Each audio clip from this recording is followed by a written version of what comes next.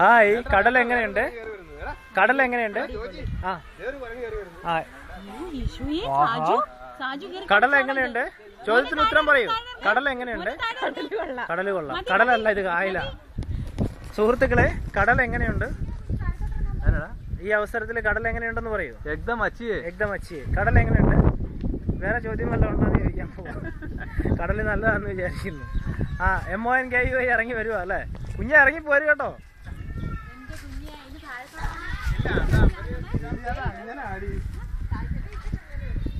Hi കുഞ്ഞു, എന്താ ഉണ്ട് വിശേഷം?